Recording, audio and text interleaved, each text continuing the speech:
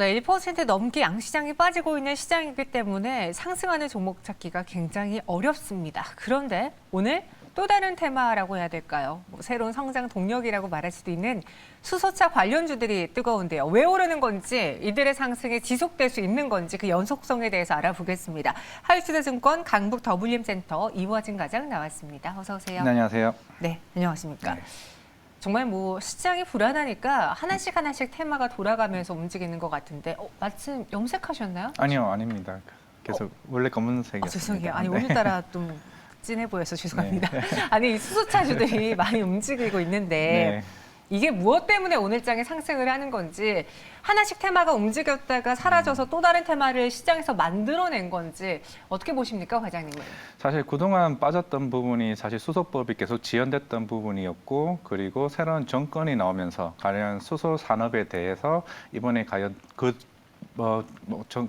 새로운 정권으로 인해서 새로운 수소 산업이 이어질 수 있을지에 대한 여부가 사실 그동안 주가가 빠졌던 부분이었습니다. 하지만 수소법이 새롭게 통과가 되고 새로운 정권, 최근 인수위에서도 국정과제로 수소 산업을 전 세계 1위로 만들겠다는 부분이 나오게 되면서 그런 의심들이 두 가지가 다 없어지게 되면 결국에는 오늘 조금 관심을 크게 받지 않았나 생각을 하고 있고요. 결국에는 최근에 이제 러시아 사태로 인해서 오히려 그런 이제 신재생 에너지나 다른 에너지에 대한 필요성에 대한 부분이 글로벌 세계적인 흐름으로 관심을 가지게 되다 보니까 오히려 오늘 같은 시장에서 조금 관심을 크게 받지 않나 생각을 하고 있습니다. 전방 산업이 또 활성화되면서 중장기적으로 보려신 분들이 많은데요. 근데 우리가 여기서 체크를 해봐야 되는 게, 사실 이 수소 산업에 대한 중요성은 2년 전부터 계속 강하게 나왔고, 특히 문재인 정부 하에 또 현대차 주도화의 이야기가 많이 나왔었거든요. 네. 근데 현대차가 사실 수소 쪽에 드라이브를 걸 줄 알았는데 갑자기 전기차로 좀 방향을 틀었잖아요. 네. 이 수소 산업 육성에 시간이 좀 많이 필요한 건 아닌지, 해야 될 건 아는데 지금 당장 성과를 보기엔 좀 어려운 섹터 아닐지요? 예, 맞습니다. 사실 한 대기업에 하나만으로도 사실 이런 프로젝트를 하기에는 굉장히 시간도 많이 걸리고 비용도 많이 걸리기 때문에 결국에는 이제 정부에 대한 정책적인 지원도 필요하고, 꼭 현대차 그룹뿐만 아니라 다양한 이제 그룹들에 대한 이제 인프라가 만족이 돼야 어느 정도 시장이 그렇죠. 형성이 되는 거기 때문에 결국에는 전 세계 글로벌 흐름이 전기차의 흐름을 가고 있는데 혼자 독단적으로 수소에 관련해서 움직이게 된다고 하게 되면은 또 다른 이제 수익성에 대한 이제 의심을 받을 수밖에 없는 상황이기 때문에 그런 흐름이 조금 나오지 않나라고 생각을 하고 있지만은 결국에는 이런 러시아 사태로 인해서 오히려 시장에 대한 부분이 결국에는 꼭 이제 전기차뿐만이 아니라 전 다양한 부분에서도 조금 수익성을 개선할 수 있고 필요성이 더 대두되고 있는 부분이기 때문에 좀 관심을 많이 가지지 않나 생각하고 있습니다. 맞아요. 사실 이 수소가 또 전기랑 같이 뜨거웠던 게 우리 기후 변화 이야기, 탄소 중립 이야기 때문이었는데,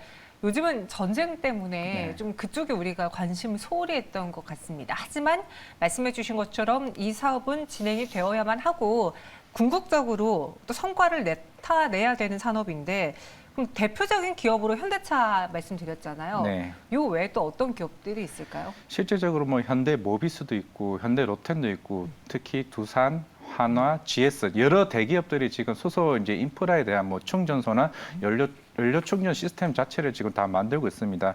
실제로 현대차 같은 경우는 이미 20년 전부터 이제 수소차 산업에 대한 개발을 진행을 해왔던 부분이었고, 2020년에 이미 7월쯤에 수소 트럭에 대한 양산을 시작을 했던 그룹이기 때문에 그만큼 오랜 기간을 준비해 왔던 부분입니다. 결국에는 아직까지는 수소 수익성에 대한 부분이 크게 나오지는 않은 부분이긴 하지만은 결국에는 2030년, 2040년까지 로드맵을 제시한 만큼 결국에는 중장기적인 관점에서 바라봐야 된다고 했을 때, 아까 말씀드린 것처럼 꼭 현대차 그룹뿐만 아니라 포스코 그룹이나 두산, 효성과 같은 부분들이 결국은 다 같이 인프라가 다 만족되어져야 되기 때문에 하나부터 끝까지 10까지 다 이제 과정이 진행이 다 된다고 했을 때 그때서야 좀 수소에 대한 산업이 본격적으로 매출이 형성화되지 않을까 그렇게 생각하고 있습니다. 네, 현대그룹이 정말 많이 이 샵에 뛰어들었고요. 저희 상승의 서망님이 올려주신 것처럼 효성중공업 이야기도, 효성도 또 수소 산업에서 성과를 보여주고 있는데, 이 수소 대중화 시대가 아직은 좀 많이 멀었다라고 생각하거든요. 네. 이화진 과장님, 지금 우리가 너무 또 먼 미래 먹거리가 되는 걸 알면서도 빨리 뛰어들어가면은 금방 사람이 지치기 마련이고, 기회비용이라는 게 있어서 또 함부로 사기가 좀 어려운데, 수소차 상용화 가능성 그 시기는 언제일 것이며, 이화진 과장님이라면은 수소차주를 산다 했을 때 네. 어떤 시기를 보고 사시겠습니까? 우선은 우리나라 같은 경우는 일단 현대차 그룹에 대한 분위기를 좀 봐야 될 것 같습니다. 일단 내년부터 당장의 3세대 수소 연료 전지 시스템이 일단 상용화될 것으로 일단 보고 있습니다. 일단 내구성도 강화되고 일단 가격 자체도 50% 이상 절감하게 되면서 대중화에 대한 스타트를 어떻게 보면 끊지 않을까 또 싶고요. 그리고 28년 정도 됐을 때 드디어 이제 수소 전기차와 관련된 상용화된 자동차가 출시될 예정으로 보고 있고 마지막으로 30년쯤 되어야 이제 조금 수소 전기차가 이제 전기차와 가격 단에서 비슷한 흐름으로 나올 수가 있기 때문에 결국에는 현대차가 앞으로 나올 제품들이 얼마만큼 기술을 땡길 수 있냐에 따라서 수소의 전반적인 중소기업이나 이런 흐름들이 실적이 반영되는 구간이 아닌가 그렇게 생각하고 있습니다. 그럼 개인적으로 이하진 과장님은 뭐 주변에서 수소차주를 사고 싶다고 하는 그런 투자자분들 계실 거 아니에요. 네. 그런 분들에게 뭐 단기적으로 들어가라고 조언을 하시는지 혹은 중장기 정말 텐베거를 노리고 정말 수소차들이 상용화될 때 그때를 노리고서는 지금부터 모아가자라는 전략을 추천하시는지 어떻게 하십니까? 사실 이 흐름을 전기차 7년 전 모습을 조금 상기시키면서 해볼 필요는 있을 것 같아요. 사실 네. 7년 전에도 우리가 전기차에 대한 부분을 의심이 굉장히 많이 했던 부분이기 때문에 결국에는 전기차도 결국에는 많은 증설을 하고 많이 나오겠지만은 새로운 대안처로 수소차가 시작이 된다고 하게 되면은 지금 앞에서 이제 현대차 로드맵이 대략 30년쯤에 전기차와 가격단이 비슷한다고 가정을 했을 때 그럼 지금부터라도 꾸준히 모아놓고 텐베거라는 목적을 하에 투자를 한다고 하게 되면은 충분히 전 가능할 것으로 보고 있거든요. 뭐 그게 뭐 현대차를 사는 게 아니라 그게 이제 중저단에서 매출이 크게 일어날 수 있는 부분들 그런 기업들을 좀 선별해서 한다고 하게 되면은 제가 봤을 때는 지금부터라도 뭐 그동안 많이 빠졌던 종목들이 올 많이 나왔던 부분이기 때문에 조금씩 모아간다 하게 되면은 충분히 텐베거까지 가능하지 않나 좀 생각하고 있습니다. 이전에 전기차가 보여줬던 사이클처럼 그때 그 전기차주들이요. 네. 한 번 이슈가 되면서 뛰어 올랐다가 실적이 1년이고 2년이고 3년이고 안 나오니까 완전 폭락을 그죠. 했다가 다시 실적이 찍히는 순간은 그때부터 몇 년에 걸쳐서 올랐거든요. 그럼 수소차주도 그런 사이클로 갈 수 있다라는 말씀이신 거죠? 그렇죠. 그런데 물론 제일 중요한 건 정책적인 지원이겠죠. 아, 정책 지원이요? 그렇죠. 이제 최근에 오늘 나왔던 수소법 통과 관련해도 전기차 사업들에 대해서 어느 정도 일부분은 수소차에 대한 의무적인 시행을 해왔기 때문에 그런 부분이 가능하기 때문에 그런 부분들이 향후 전기차 비중과 이제 수소차 비중에 대해서 어느 정도 균형 맞춘 발전이 이루어진다고 하게 되면은 충분히 그쪽에서 영역에서도 조금 기회가 나오지 않나 좀 생각을 해볼 수 있을 것 같습니다. 네. 오늘 좀 계속 괴롭히는 것 같은데 그럼 네. 이 수소차주를 볼 때 사실 뭐 그와 관련한 부품주도 있을 테고 네. 뭐 수소 전지 관련주도 있을 테고 인프라주도 있을 거고 굉장히 많은 섹터로 나누어 볼 수 있잖아요. 근데 최근에 한 TV에서 어떤 사람이 수소차를 샀는데 충전하러 막 저 멀리까지 가야 된다. 이러다 보니까 뭐 일상생활에서 쓰는 게 너무나 힘들다라는 말을 한 적이 있거든요. 네. 그럼 가장 먼저 부품보다 인프라 쪽을 집중해야 될까요? 어떻게 해야 될까요?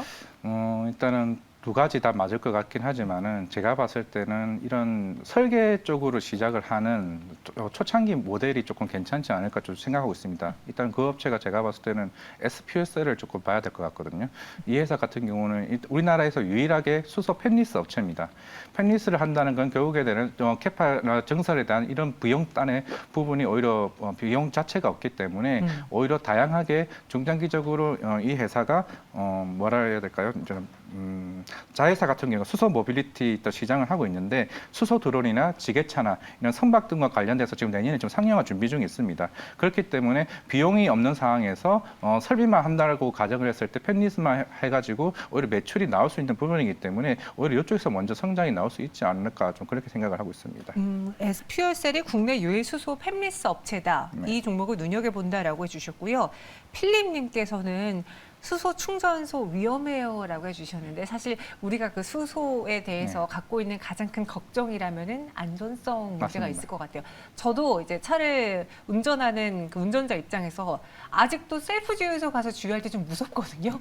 괜히 무섭고 정전기 패드 계속 손대고 정전기 안 일어나게 이러는데 수소 충전소의 경우에도 이런 안전성에 대한 리스크가 완벽하게 해결이 돼야지 주식시장에서도 더 화끈하게 올라줄 수 있겠죠. 맞습니다. 사실 수소 연료 저장 공장이나 운반에 대한 부분도 사실 비용도 굉장히 많이 들고 위험성도 굉장히 크기 때문에 사실 아직 그런 쪽인 면에서는 아직 제가 봤을 때는 기술적인 차이가 조금 많이 필요할 것 같습니다. 결국에는 실제로 우리가 전기차랑 수소차랑 비교했을 때도 수소차의 장점이 제일 중요한 거는 주행거리도 굉장히 많고 그리고 주행거리도 굉장히 긴 상태에서도 오히려 이제 많이 이제 충전 그 시간도 굉장히 짧거든요. 실제로 전기차 같은 경우는 충전하는 시간이 한 몇 시간이 걸린다는 반면에 수소차 같은 경우 오히려 충전이 굉장히 짧게 끝나는 반면에 급속으로 되군요. 예, 한 10분이면 끝납니다. 하지만 제일 중요한 게 아까 말씀드렸듯이 연료에 대한 문제가 굉장히 아직 이슈가 되고 있습니다. 그만큼 아직은 수소가 친환경이라고 얘기는 하지만은 결국 연료 자체가 이산화탄소가 같이 들어가기 때문에 결국에는 우리가 흔히 말하는 탄소와 관련 부분들이 이슈가 될 수밖에 없는 상황이기 때문에 이런 기술적인 부분들이 향후 좀 개선이 많이 되어야 어느 정도 조금 나아지지 않을까 좀 생각을 하고 있습니다. 확실히 수소차랑 전기차에 대한 그 장단점 차이가 있네요. 네. 그럼 여기서 우리가 너무 설레발을 치는 걸 수 있는데 수소차주가 떠오르게 되면 정말 대세 상승을 보여주게 되면 그때 전기차주의 대세 하락이 나타날 거면 같이 공존하는 주가 흐름일까요? 결국 아까 앞에서 말씀드린 정책적인 지원이라고 얘기는 했지만 결국 전기차는 어느 정도 시장을 장악한 상태이기 때문에 여기에서 수소가 그렇게 많이 비중을 확 차지할 것 같지는 않습니다. 하지만 무에서 유로 가는 가정이라고 가정을 했을 때는 적어도 뭐 침투율이 뭐 20%나 30%만 가도 충분히 수소차가 먹을 수 있는 먹거리는 많을 수 있다고 생각하고 있기 때문에 결국에는 이제 우리가 흔히 말하는 충전 가격이 수소차와 전기차에 대비해서 얼마만큼 차이가 나냐에 따라서 그 차이가 제가 봤을 때 중요할 것으로 보고 있기 때문에 그게 뭐 수소가 더 많이 발전해가지고 전기차가 안 된다기보다는 결국 같이 경쟁하에 같이 상존할 수 있는 부분이 더 나오지 않을까 생각하고 있습니다. 알겠습니다. 전기차 전망까지 들어봤고요.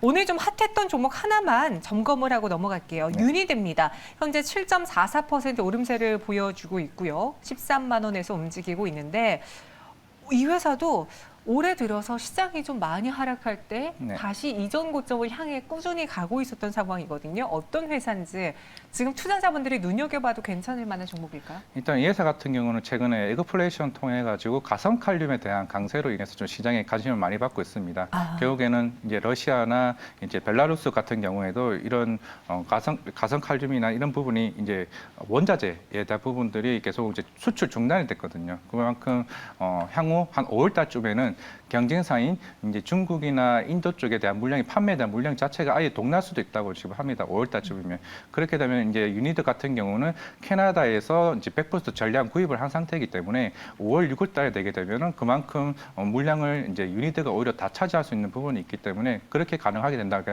하게 되면 2분기나 3분기 대한 실적 자체가 추정치보다 2배 이상 나올 수 있는 가능성이 굉장히 높기 때문에 향후 뭐 러시아발 상태가 계속 장기화되게 된다고 하면은 오히려 더 수혜가 나올 수 있지 않나라고 생각하고 있습니다. 네, 알겠습니다. 유니드 오늘 왜 핫한지 또 어떤 회사인지 투자해볼 만한 가치가 있는지까지 알아봤습니다.